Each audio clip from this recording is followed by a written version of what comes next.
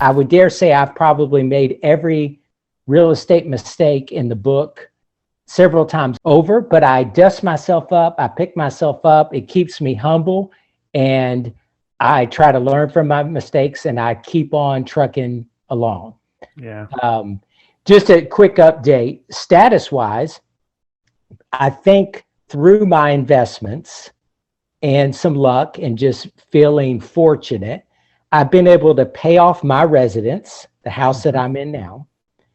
That first property is paid off, and I've paid off subsequently two other properties. So out of 12 properties, I've paid off 4.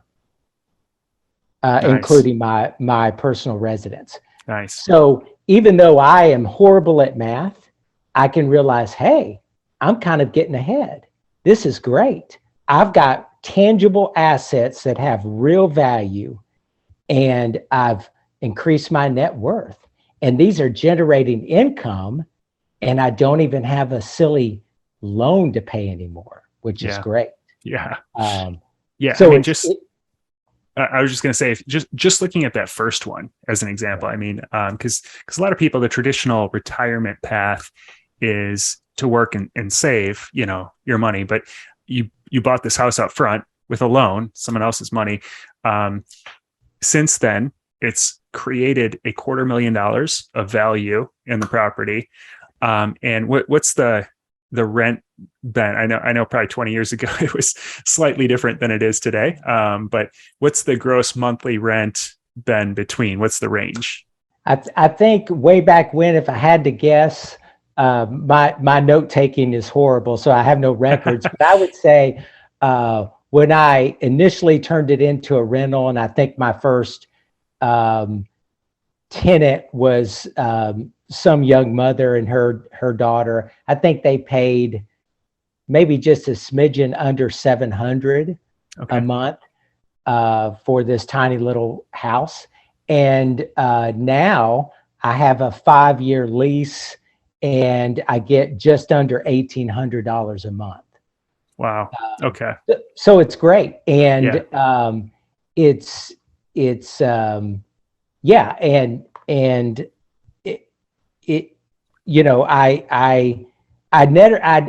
could have never, as a young 20-something, projected where will I be in 20 years? How will this look? Will I even stick with this? But looking back, you could, I think, despite my lack of sophistication, I've just come up with a model that works for me. And I got through barriers like, we all hear about, okay, how many loans will a bank give you before they say, we don't want to extend any more loans for you to buy investment properties. Well, I just made it a mission of mine to make hundreds of calls, if necessary, to small banks, to large banks, just saying, hi, I'm James.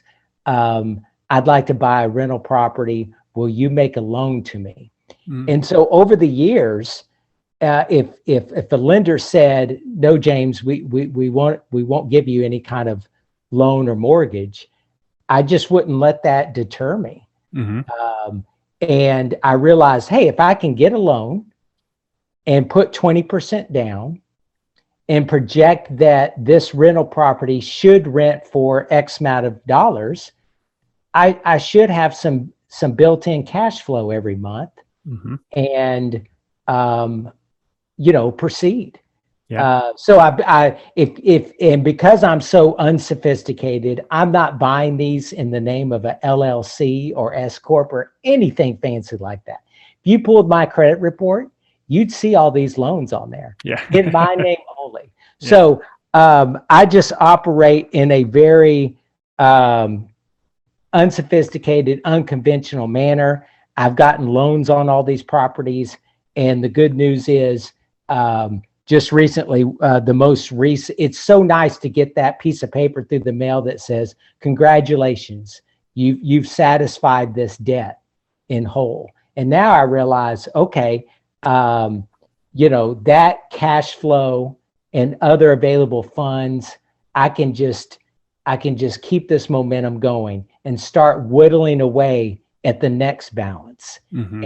And, maybe before too long, I realize now I've got 5 out of 12 rental properties. I own free and clear 5 out of 12, which seems like progress to me. Absolutely. Yeah. And I think people want to overcomplicate it. They want to get super complex and sophisticated and think that is the path to success or progress or whatever they want to call it. And I've just noticed the exact opposite. It's the people who keep it more simple tend to have the better results especially over the long term. And just to go back to the example one real quick for people who are young listening to this, getting started, thinking about how do I set myself up for the future and make sure I'm set up. Again, going back to that traditional route, you could save a chunk of your income, put that aside into a 401k or whatever, into a retirement, or compare that to this route that you took with just the first property. We're not talking about the other 11 at this point. You created $250,000 of value, then several $100,000, if you could do the math just from the income, monthly income, several $100,000 over the last 20 years of income, which paid off your mortgage. Some of it probably went to maintenance and other expenses as well, taxes and insurance.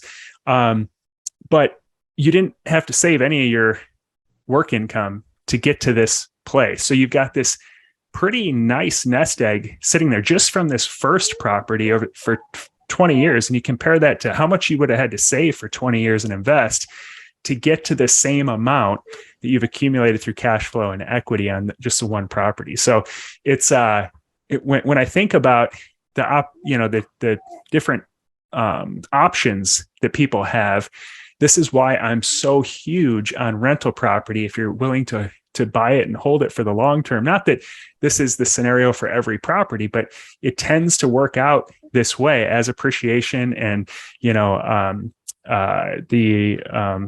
inflation that everyone's talking about so much does its thing. It pushes up the value of everything, including real estate.